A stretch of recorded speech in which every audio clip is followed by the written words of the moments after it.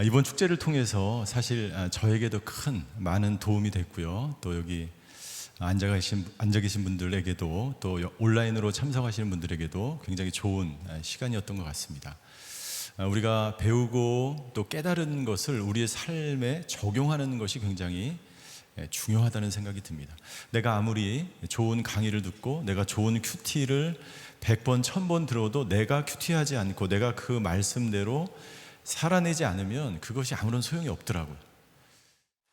그러니까 내가 지식적으로 깨닫고 알고 내가 지식적으로 계속해서 내가 무엇인가를 배우는 것보다 더 중요한 것은 배운 것을 삶에서 실천하는 것이 굉장히 중요하더라고요.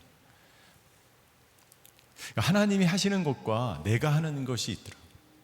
하나님은 우리에게 은혜를 부어주시죠. 그리고 우리 믿음이 있게 하시고 성령님은 우리와 함께 하셔서 우리를 든든하게 지켜주시고 반석이 되어주시죠. 그러나 그렇다고 해서 내가 아무것도 하지 않는다면 아무 일도 일어나지 않습니다.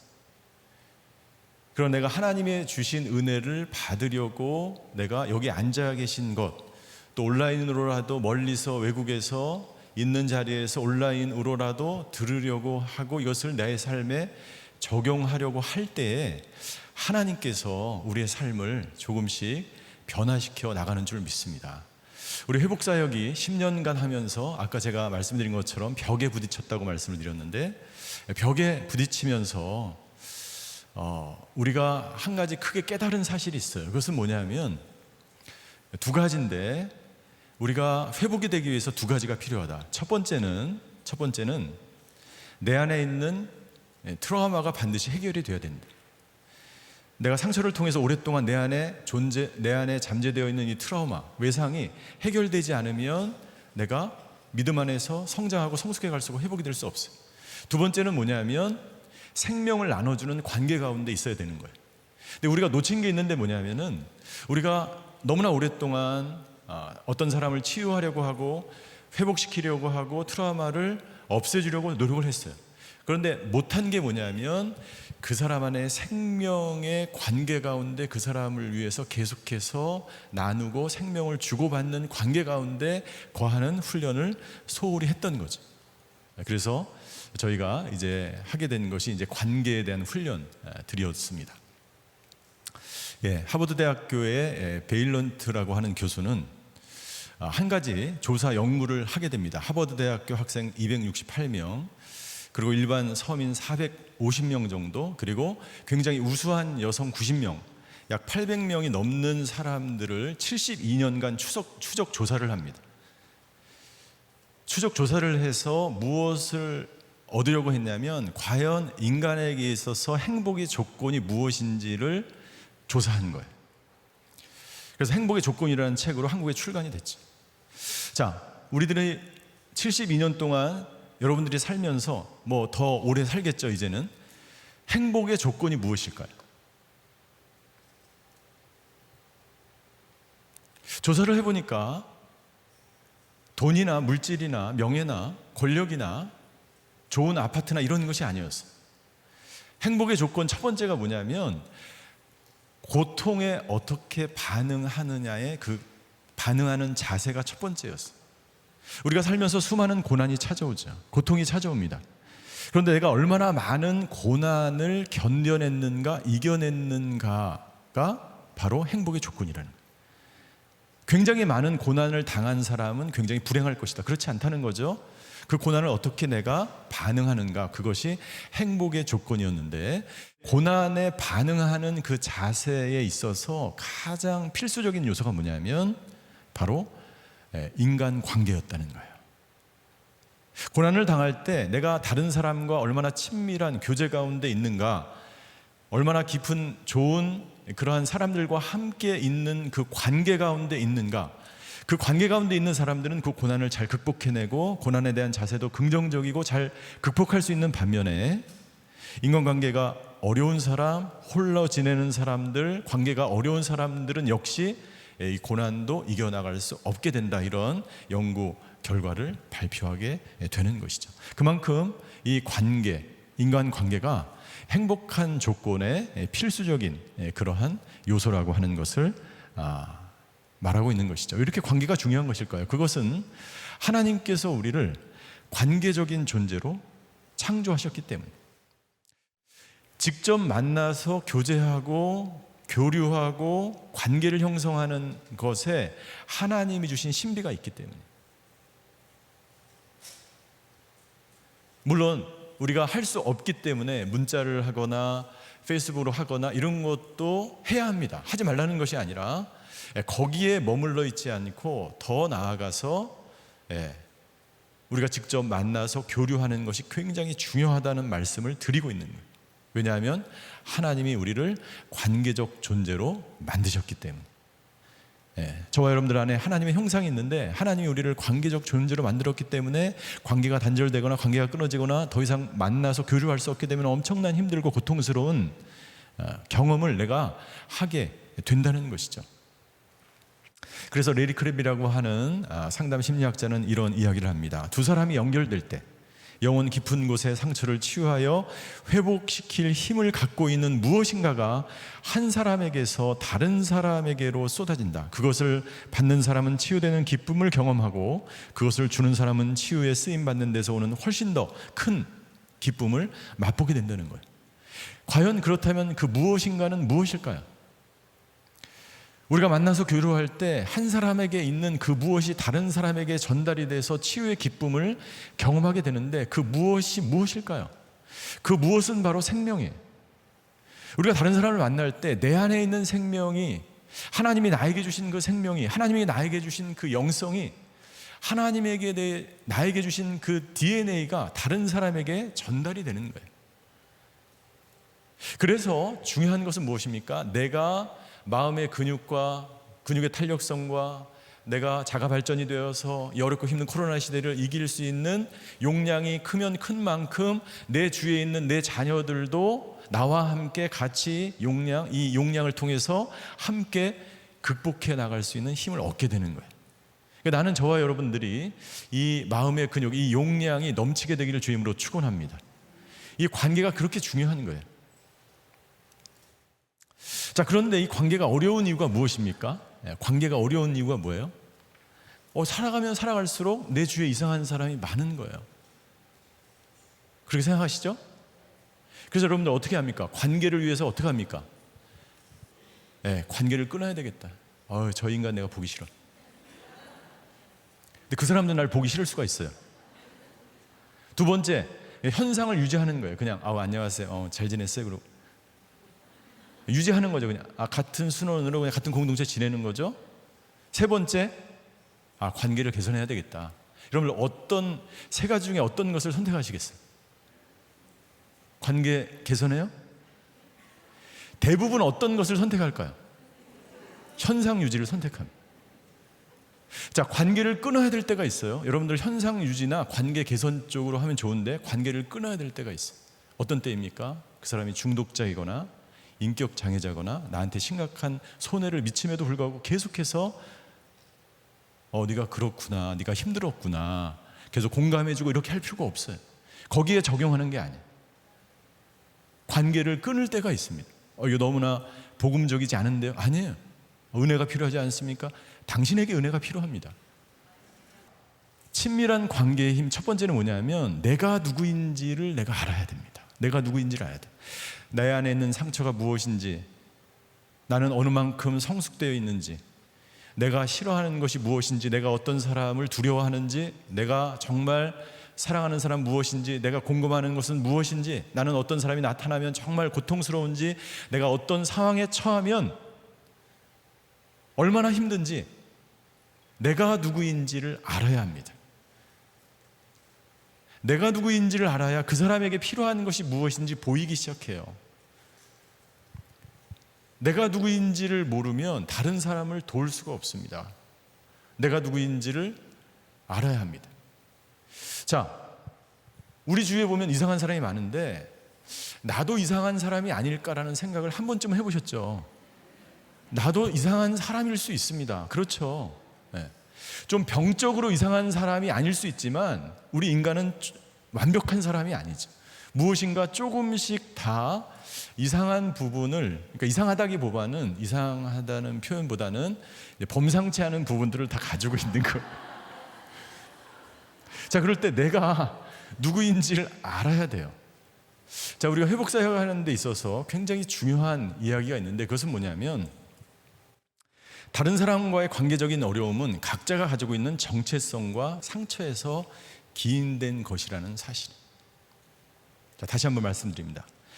다른 사람과의 관계적 어려움은 내 안에 있는 정체성과 상처에서 기인된 것일 수가 있다는 거야.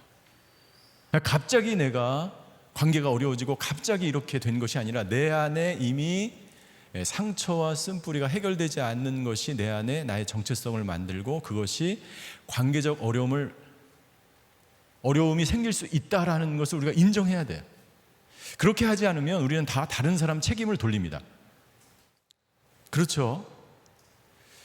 그래서 아직도 가야 될 길을 쓴 우리 스카펙 박사가 뭐라 그래요? 초책임적인 사람은 정신병에 걸릴 가능성이 많고, 무책임한 사람은 인격장애에 걸릴 가능성이 많다는 거예요.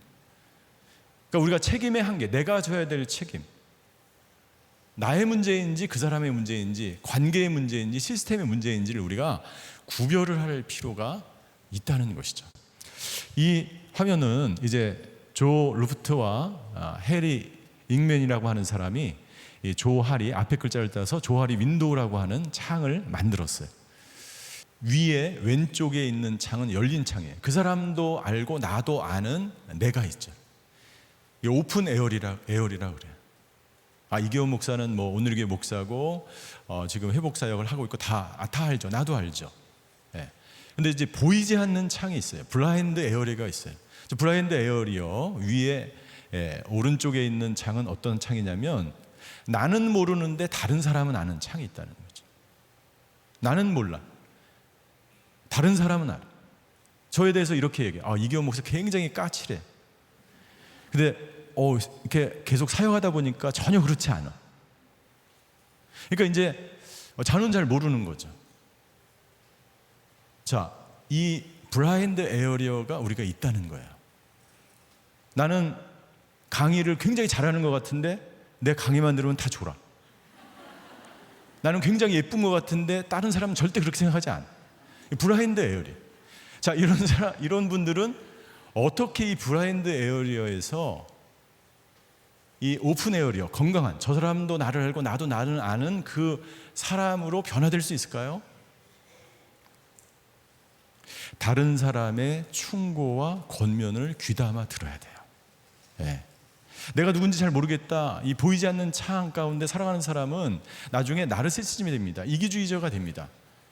자기만 하는 사람이 돼. 나는 이런 사람이야, 나는 좋은 사람이야, 나는 예쁜 사람이야, 나는 설교를 굉장히 잘하는 사람이야, 나는 상담을. 근데 그렇지 않을 수 있다는 거예요. 그래서 어떻게 해요? 다른 사람의 충고와 권면을 계속해서 잘 받아들이면 오픈 에어리어, 건강한 자아와 정체성을 가진 사람으로 바뀔 수 있다는 거죠. 자, 세 번째, 숨겨진 히든 에어리어에 있는 사람, 히든 에어리어의 창이 있어요. 이것은 뭐냐면, 나는 알고 있는데 다른 사람은 몰라. 다른 사람들은 저 집사님이 우리 공동체에 있긴 있는데 뭐 하는 사람인지, 어떤 음식을 좋아하는지, 어떤 생활을 하는지, 어떤 믿음의 상태인지를 모르는 거예요. 이런 사람은 어떻게 해야 됩니까? 자기를 자꾸 드러내야 돼. 자기를 오픈해야 돼. 자기를 오픈하지 않는다는 것은 무엇입니까? 자기에게 무엇인가 약점이 있다는 거예요. 말하고 싶지 않은, 오픈하고 싶지 않은, 물론 그런 성격적으로 그런 부분도 있겠지만 그런 부분이 있다는 거죠. 그래서 자기를 자꾸 이렇게 오픈하는 그런 훈련을 하는 것이 중요합니다. 세 번째는 미지의 창이에요. 나도 모르고 저 사람도 몰라. 내가 누구인지 나도 몰라. 이런 사람들은 굉장히 관계를 형성하는 데 굉장히 힘들죠. 왜요? 그 사람이 누군지 알아야 가서 친근하게 접근을 하고 말을 하고 교제를 하는 거죠. 이런 사람들은 자꾸 자기를 오픈하거나 다른 사람의 권면을 자꾸 받으려고 노력을 해야 된다는 것입니다. 그래서 닐 앤더슨 목사님은 내가 누구인지 이제 알았습니다. 그 책을 쓰는 거죠. 내가 누구인지 이제 알았습니다.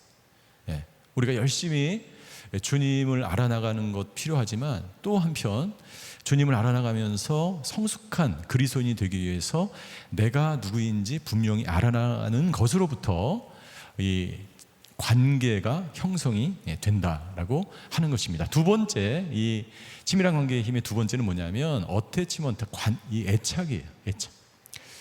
이 애착에 있어서 내가 어떤 애착 관계를 나의 주 양육자인 어머니와 형성해 왔는지를 아는 것이 굉장히 필요합니다. 저를 따라하시기 바랍니다. 기쁨의 순간을 기억하는 것은 치유가 됩니다.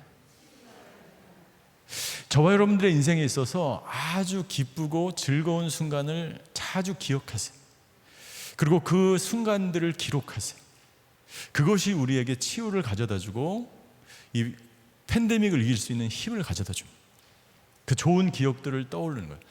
내가 당장 눈에 보이는 힘들고 어려운 일들, 눈에 닥친 고난이 아니라 하나님과 함께 했던 그 기억, 내 인생에서 가장 기뻤던 그 기억들을 계속 기억해내며 하나님께 감사하는 시간을 갖는 것으로도 내가 팬데믹을 이길 수 있는 힘을 누릴 수 있다는 거예요. 자, 이 애착에 관한 이론은 장기적인 인간관계의 근본 원인을 설명하는 이론. 자, 애착의 이론이 있는데 2차 대전 이후에 이제 고아들이 많이 발생했을 거 아니에요. 고아들이 생기면서 사회 문제가 되기 시작했어요. 그래서 유엔에서 한 학자에게, 존 볼비라고 하는 학자에게 지시를 합니다. 연구 조사를 시킵니다. 이 아이들을 어떻게 정상적으로 건강한 아이로 사회생활을 할 수 있는지에 대해서 연구를 시키는 거예요. 그래서 발견한 것이 애착이라는 단어. 애착이라는 단어. 그래서 이후에 이제 많은 학자들이 실험을 하게 되는데 이 실험은 이제 해리 할로우가 애착 실험을 하게 됩니다. 그 부모에게 있는 원숭이를 데려다가 이 케이지 안에다가 가둬둡니다. 그리고 케이지 안에 한쪽은 바나나와 같은 먹이를 주고 한쪽은 엄마 품과 같은 아주 부드럽고 편안한. 그런데 이 원숭이가 어디로 달려가요? 먹을 때만 바나나나 이 먹을 것을 주는 데 있다가 항상 엄마 품과 같은 따뜻한 이 헝겊으로 쌓여 있는 그곳에 항상 저런 모습으로 붙어 있는 거야. 붙어 있는. 우리에게 먹을 것을 주고 입을 것을 주고 우리에게 그 모든 축복을 주신 분이 누구세요? 우리가 누구와 애착 관계를 형성해야 합니까? 근데 먹을 것 가지고 애착을 형성하십니다. 지금도 배고프셔서 뭘 먹을까 걱정하지 마세요. 이 강의에 집중하셔야 돼요. 그러니까 우리의 삶이 그렇다는 거예요. 아파트에 애착을 갖고 자식에게 애착을 갖고 좀 더 편한 것, 좀 더 먹을 것, 입을 것, 그러나 그 모든 것을 주시는 분이 계시잖아요. 그분과 깊은 애착의 관계를 형성하는 것이 중요하다라고 말하고 있는 거예요. 아이는 단순하게 먹을 것을 준다고 해서 곁에 있으려고 하지 않고 접촉이나 상호작용을 통해서 이 아이를 보호하고 돌봄을 받은 주 양육자와 애착 관계를 형성하는 데요. 제가 논문을 쓰면서 이 아이의 경우에 안정애착과 불안전애착으로 나누어지는데 이 안정적으로 부모와 애착을 갖는 아이와 불안전하게 애착을 갖는 아이가 있다는 거죠. 거기에 신체 접촉 시간에 관한 그래프를 어느 학자들이 발견한. 자, 보니까 여기 보세요. 만 2살과 3살, 만 2살 전후에 부모와 가장 깊은 애착, 접촉의 시간을 갖는 것이 굉장히 중요해요. 그 이후에는 거의 0에 가까운 접촉이 없어요. 3살이 지나면은, 왜냐 애착이 형성이 된 이후에는 그 이후에 접촉 시간이 줄어들어도 이 사람의 애착의 형태는 변하지 않는다는 사실을 발견한 거예요. 그래서 어렸을 때, 특별히 만 2살, 이 아이가 굉장히 신체적으로 호르몬이 왕성하게 분비되는 그때에 이 아이와 애착 관계를 형성하는 것이 굉장히 중요하다라는 것을 학자들이 발견하게 되는 것이죠. 자, 그래서 이 애착은 한 개인이 자신과 가까운 사람들과 맺고 있는 강하고 지속적이고 정서적인 유대 관계를 말하며 어렸을 때 애착 경험이 다른 사람과의 관계에도 영향을 미치게 된다는 거예요. 내가 어렸을 때 안정적인 애착 관계를 형성한 사람은 지금도 다른 사람과 두려운 관계가 아니라 다른 사람과 관계를 맺는데 별 어려움 없이 관계를 맺는. 근데 어렸을 때 불완전한 애착 관계를 형성한 사람은 성장하면서도 다른 사람과 관계를 맺는 것이 두렵고 무섭고 사회에 나가서 사회생활하고 직장생활하는 것이 무섭고 두려운 거예요. 자, 그럼 우리에게 질문이 생깁니다. 아니 그러면 어떡합니까 목사님? 어렸을 때 우리 아이들과 내가 애착 관계를 형성하지 못했는데 혹시 나도 그렇게 안정적인 애착 형성을 못했는데 어떻게 하죠?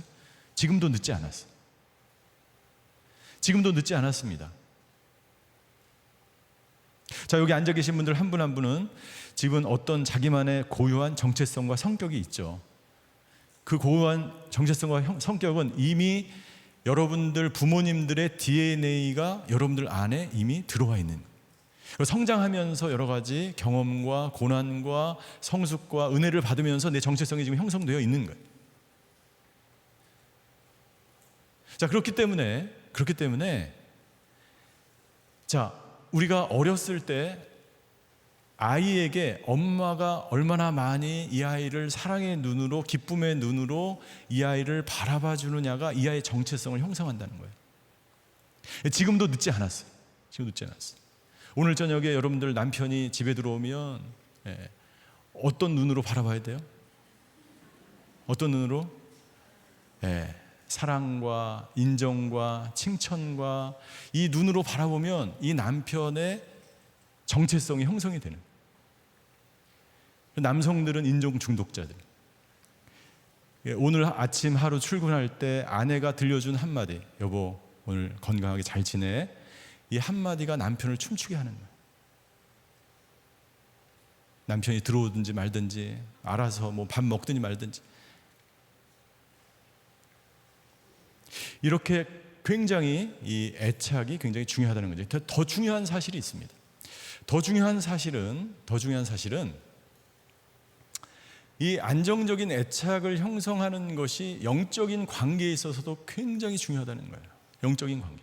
내가 만약 안정적인 애착을 지금 형성하면서 살아가게 되면, 그러니까 누군가 나를 끊임없이 지지해주고 인정해주고 나를 사랑해, 무조건적인 사랑과 수용을 해주는 사람과의 친밀한 교제, 나를 기쁨의 눈으로 바라봐주는 그 사람들이 많을수록 나는 안정적인 관계와 안정적인 애착을 형성하게 되고, 뿐만 아니라 하나님과의 관계에 있어서, 영적인 부분에 있어서도 하나님과 깊은 친밀감을 누리게 된다.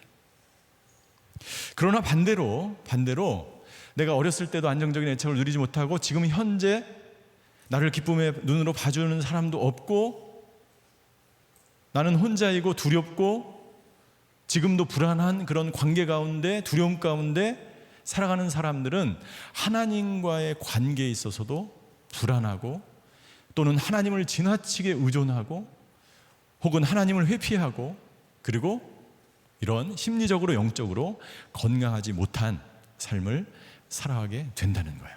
자, 그럼 어떻게 해야 될까요? 자, 세 번째 넘어갑니다. 치밀한 관계의 힘. 세 번째는 기쁨의 용량을 우리가 늘려야 됩니다. 우리 안에 기쁨의 용량을 충만하게, 자가 발전을 이루어야 됩니다.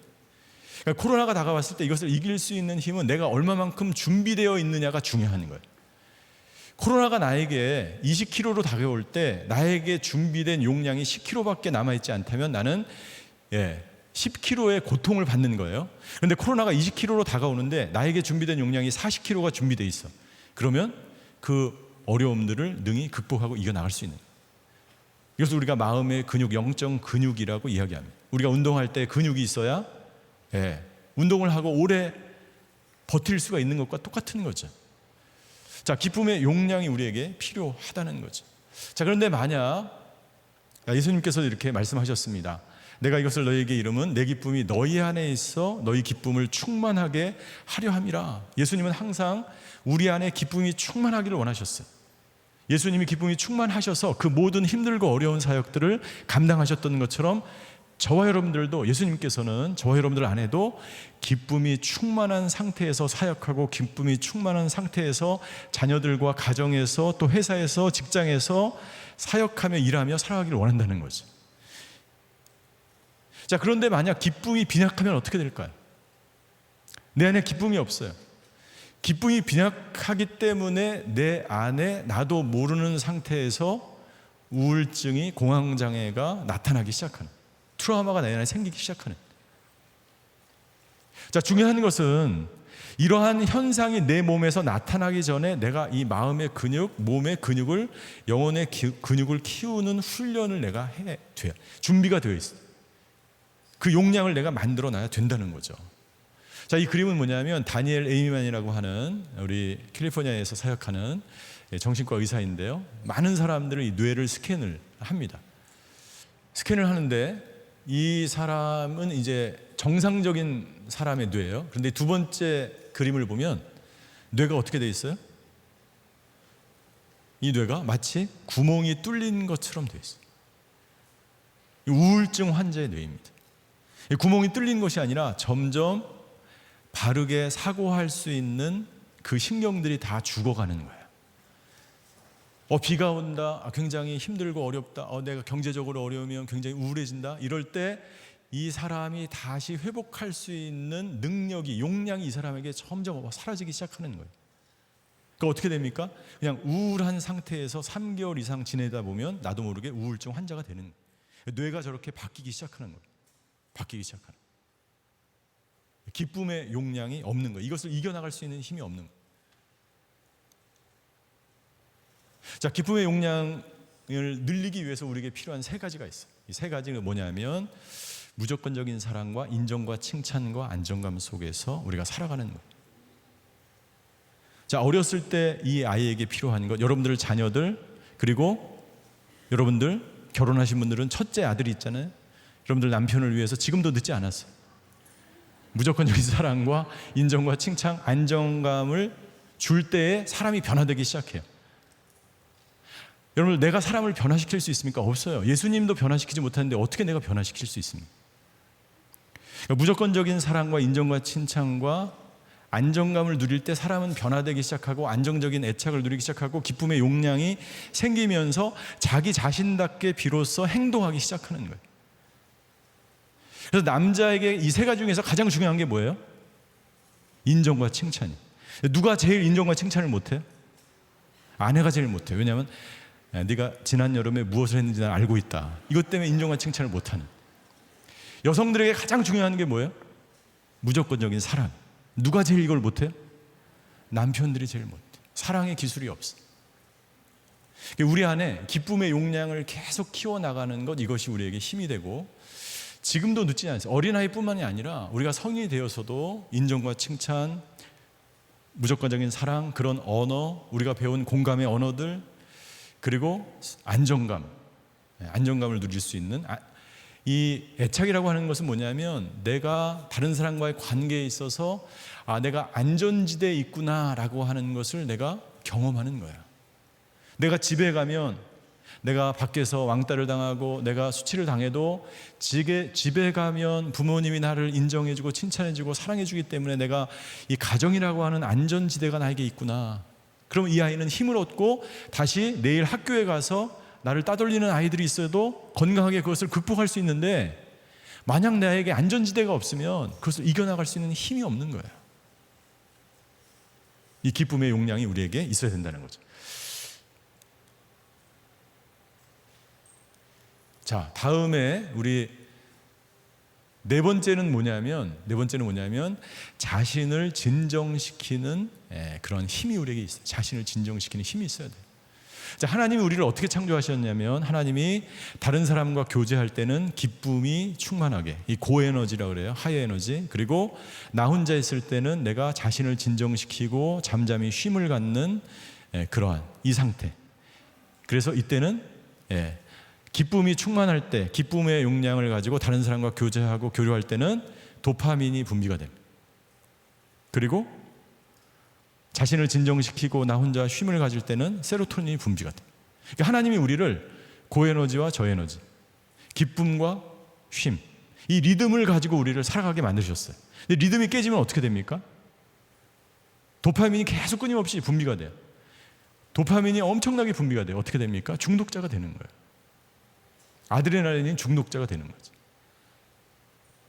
반대로 계속해서 아무것도 하지 않고 그냥 자신을 진정만 시켜 하루 종일 집에 혼자 있어. 우울증에 걸리는 거죠. 하나님이 이 사이클, 리듬을 가지고 균형을 가지고 우리를 하여금 살게 했다는 거죠.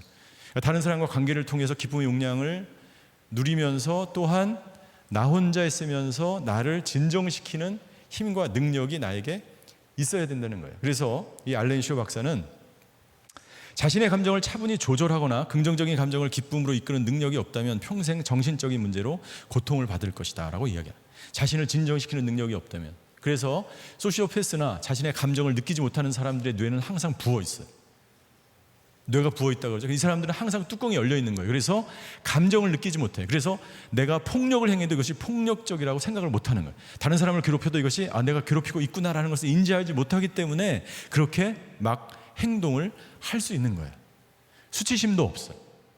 심각한 위기죠.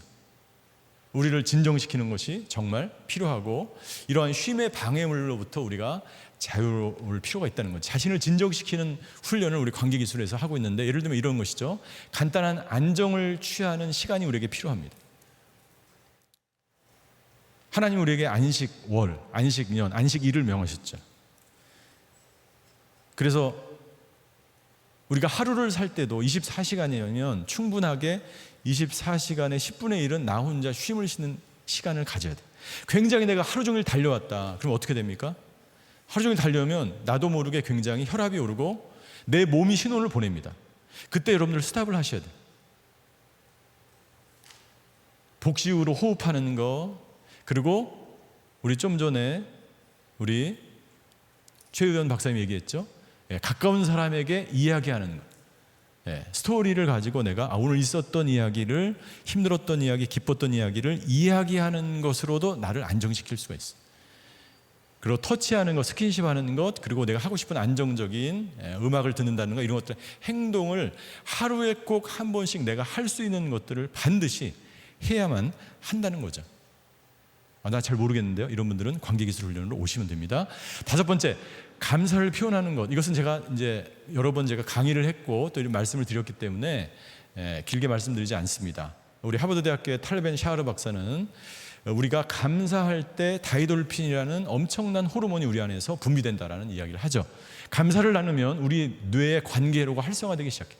감사를 하면 다른 사람과 내가 두려움이 아니라 내가 다른 사람과 관계를 맺고 싶은 욕구가 생기기 시작하면서, 이 감사는 마치 여러분들이 하루에 3번만 감사를 하게 되면 우리 몸이 리셋되는 것과 같은, 컴퓨터가 고장나도 다시 리셋돼서 다시 작동이 될 수 있는 것 같은 효과를 가져다 준다는 거예요. 가장 좋은 것은 여러분 감사일기를 쓰는 것입니다. 감사일기를 쓰세요. 감사일기 쓰는 것. 자, 그래서 저는 결론적으로 이제 마지막 부분에 저희가 도달했는데요. 관계는 훈련이라고 생각합니다. 캐롤라인 리프라고 하는 유명한 박사가 있어요.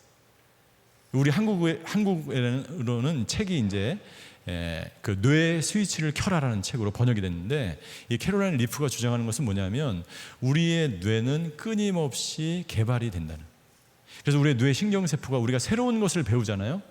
그러면 새로운 신경다발이 생기는 거예요. 신경 가소성의 원리에 의해서.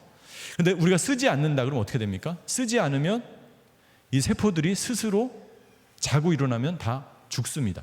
내가 만약 일본어를 열심히 배웠는데 한 20년 동안 일본어를 안 해요. 그럼 어떻게 됩니까? 다 잊어먹어. 우리 뇌 세포가 자정작용을 하는 거죠.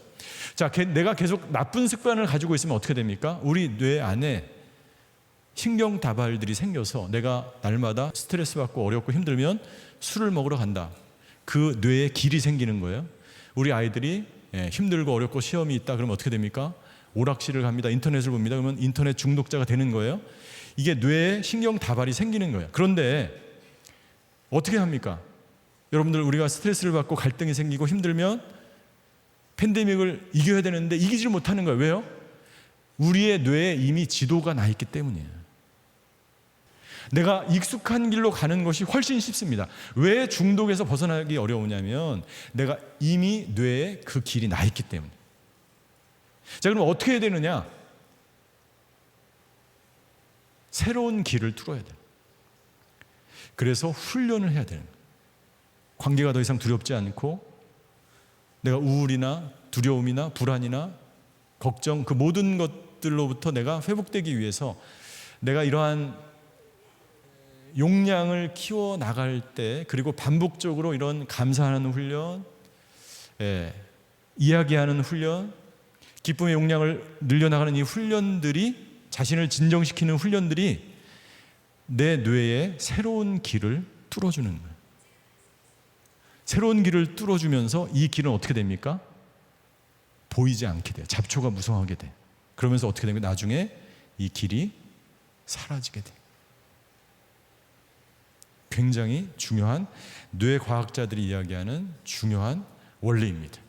제 논문 잠깐 소개드리면, 관계기술 훈련이 과연 영적으로 우리를 성숙하게 할까? 그리고 얼마만큼 정신건강에 도움이 될까? 여러분들 그래프를 한번 보십시오. 갑자기 이 밑에 이 타인과의 관계 실험에 있어서 밑에서 위로 쫙 일직선으로 90도 정도 이렇게 돼 있는 화살표가 되어 있어요. 타인과의 관계 실험한 집단에 있어서 엄청난 변화를 보이기 시작합니다. 그리고 거의 밑으로 내려가 있는 것은 통제 집단이에요. 실험을 하지 않아요. 이 훈련을 받지 않은 사람과 받은 사람을 비교해서 나타난 그래프입니다. 결과는 무엇입니까? 이 관계기술 훈련을 우리가 조금만 받아도 강박증과 우울, 대인 예민성, 편집, 적대감 등에서 효과가 나타났어요. 할렐루야.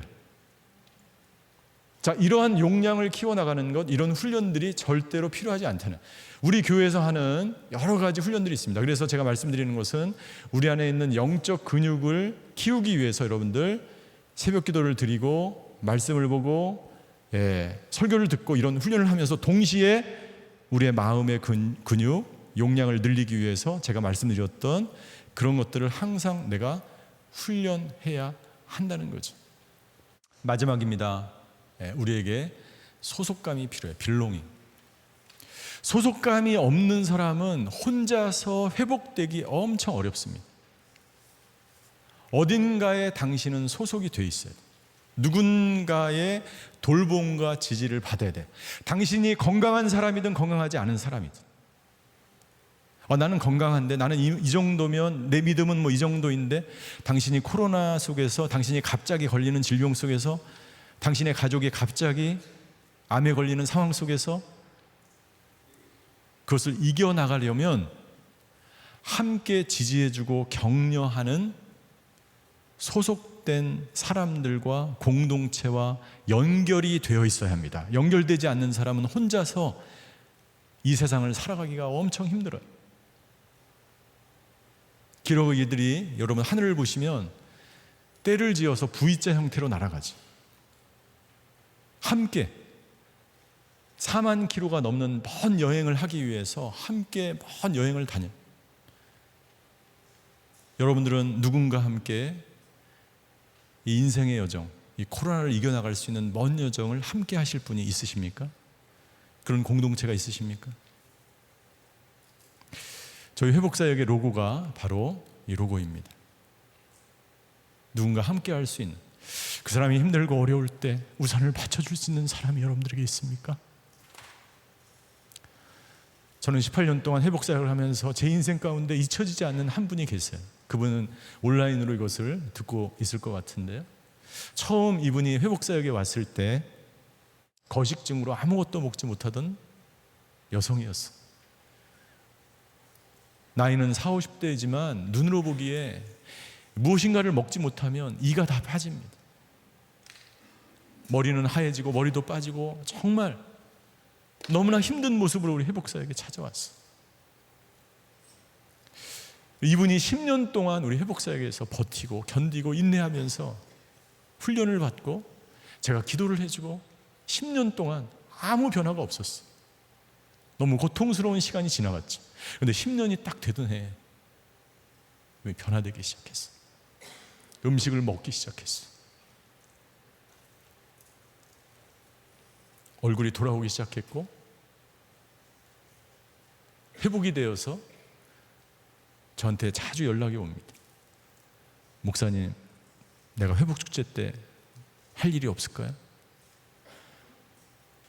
목사님, 내가 회복사역에서 봉사할 일이 없을까요? 하나님은 절대 우리가 혼자 살도록 우리를 디자인하지 않으셨어요. 하나님은 우리가 관계 안에서 함께 이 코로나, 이 팬데믹을 이겨나가도록 우리를 만드셨어. 나는 저와 여러분들이 이번 회복축제를 통해서 함께 공동체를 통해서 어느 곳에 소속하시기를 바랍니다. 그리고 당신을 기쁨의 눈으로 바라봐주는 그 공동체를 만나게 되기를 주임으로 축원합니다.